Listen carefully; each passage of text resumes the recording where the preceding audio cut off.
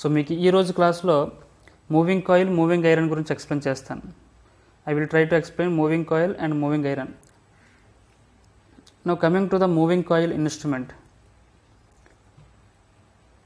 This is the construction, circuit diagram of moving coil instrument. So this is a moving coil instrument. Moving coil instrument అంటే దీనిలో coil అనేది move అవుతుంది. ఎక్కడ ఇది coil, ఈ సెంటర్లో కాయిల్ అనేది మనకు మూవ్ అవుతుంది. ఈ మ్యాగ్నెట్స్ అనేవి ఫిక్స్డ్. సో ఈ కాయిల్ మూవ్ అవ్వడం వల్ల స్పిన్డిల్ మూవ్ అవుతుంది, స్పిన్డిల్ మూవ్ అవ్వడం వల్ల పాయింటర్ మూవ్ అవుతుంది. కాబట్టి దీన్ని మూవింగ్ కాయిల్ ఇన్స్ట్రుమెంట్ అని చెప్పాం. ఓకేనా. ఇది కన్స్ట్రక్షన్ ఎలా ఉంది చూడండి. 2 magnets, north pole, south pole, these are the permanent magnets, 1 coil, సెంటర్లో spindle, controlling torque provided by the springs, and this is the pointer. దీనికి డాంపింగ్ టార్క్ మనం ఇంకా యాడ్ చేయలేదు. Damping torque, air friction damping torque add చేసుకుంటే సరిపోతుంది. ఎందుకంటే ఎక్కువ moving కాయిల్కి air friction damping torque or eddy current damping torque రెండిట్లో ఏదైనా యూజ్ చేసుకోవచ్చు. This is scale. These are the parts, these are the pivot points, upside and downside. Spindle స్మూత్గా తిరగడం కోసం పైన కిందన బాల్ బేరింగ్స్ ఎలా యూజ్ చేస్తాం, అలాగే దీనికి ఇక్కడ పైవట్ పాయింట్స్ యూజ్ చేస్తాం. సో ఈ పాయింట్స్ ఏమవుతుందంటే ఎగ్జాక్ట్గా ఫిక్స్ అయ్యి స్మూత్గా రొటేట్ అవ్వడానికి మనకి సపోర్ట్ చేస్తుంది. So this is about construction. Now coming to the working. ఎప్పుడైతే ఈ మీటర్ని, for example it is an ammeter, ఈ యామ్మీటర్ అయితే దీన్ని తీసుకెళ్ళి మనం ఎక్కడ కనెక్ట్ చేస్తాం, సిరీస్లో కనెక్ట్ చేస్తాం. ఎక్కడైతే కరెంట్ కావాలో ఆ లైన్లో సిరీస్లో కనెక్ట్ చేయాలి. సో సిరీస్లో కనెక్ట్ చేస్తే current passing, incoming current. So ఇది ప్లస్, ఇది మైనస్ అనుకుంటే ప్లస్ సైడ్ నుంచి ఇన్కమింగ్ కరెంట్ పాస్ అయింది, కాయిల్లో అంతా కూడా కరెంట్ పాస్ అయ్యి ఇలా పాస్ అవుతుంది అవుట్ సైడ్కి. So current carrying conductor, it is the current carrying conductor. When a current carrying conductor placed in a magnetic field that is from north to south pass అవుతున్న magnetic field current carrying conductor place చేస్తే it will experience a mechanical force.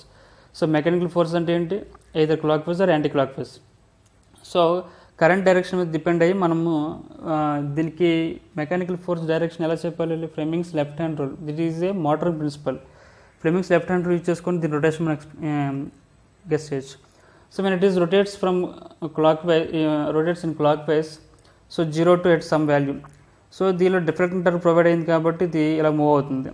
So దీనికి opposite torque, spring control torque ఉంది కాబట్టి ఇది ఎక్కడో దగ్గర point దగ్గర stable అయ్యి వెయిట్ చేస్తుంది. సో అక్కడ ఇంకేమైనా ఆసిలేషన్స్ ఉంటే దాన్ని కంట్రోల్ చేయడానికి డాంపింగ్ టార్క్, ఇక్కడ డాంపింగ్ టార్క్ మీకు డ్రా చేయలేదు, air friction damping torque draw చేసుకుంటే సరిపోతుంది. Air friction damping torque. So చూడండి, ఇది ఈ 2 డయాగ్రామ్లు ఆల్రెడీ డ్రా చేస్తున్నాయి. ఒక ఛాంబర్ మాత్రం మీకు ఇక్కడ డ్రా చేయలేదు. ఈ ఛాంబర్ని మీరు ఇక్కడ జస్ట్ ఈ పాయింటర్కి యాడ్ చేసుకుంటే ఇట్ విల్ బి కంప్లీటెడ్. నేను డ్రా చేయాలంటే మీనింగ్ ఏంటి, ఇక్కడ ఏ డాంపింగ్ టార్క్ యూజ్ చేస్తానో మనకే తెలియదు. ఏది యూజ్ చేయాలనుకుంటే దాన్ని డ్రా చేయాలి. Okay, right.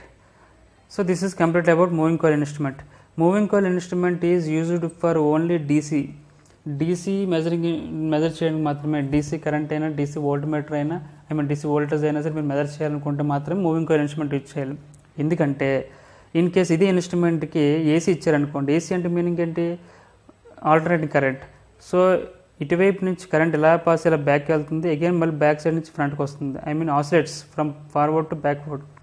సో ఇలా ఆసిలేట్ అవుతున్నప్పుడు మీకు ఏమవుతుంది, ఫార్వర్డ్ కరెంట్ ఇలా ముందుకు మూవ్ అవుతుంది అంటే పాయింటర్ వాల్యూ చూపిస్తుంది. బట్ సెకండ్ హాఫ్ సైకిల్ మీకు రిటర్న్ కరెంట్ వస్తుంది. రిటర్న్ కరెంట్ వచ్చినప్పుడు ఏమవుతుంది, పాయింటర్ ఇంకా 0 వాల్యూ నుంచి వెనక్కి రాదు కదా మనకి. సో వెనక్కి రాదు కాబట్టి దీన్ని బ్యాక్ సైడ్ స్కేల్ ఉండదు కదా, ఇక్కడ 0 నుంచి 230 volts అనుకుంటే 0కి బ్యాక్ సైడ్ నెగిటివ్ వాల్యూస్ మనకు కనిపించవు కాబట్టి దీన్ని అలా చూపించలేము. సో మూవింగ్ కాయిల్ ఇన్స్ట్రుమెంట్, ఈ టైప్ ఆఫ్ కన్స్ట్రక్షన్ ఇన్స్ట్రుమెంట్ని ఓన్లీ డీసీకి మాత్రం యూజ్ చేస్తాం. This is completely about moving coil instrument. Now coming to the moving iron instrument. Moving iron instrument are 2 types. So moving iron instrument గురించి మీకు next క్లాస్లో explain చేస్తాను. Because ఒకేసారి మీకు మొత్తం చెప్పేస్తే కన్ఫ్యూజ్ అయిపోతారు, ఇబ్బంది పడతారు.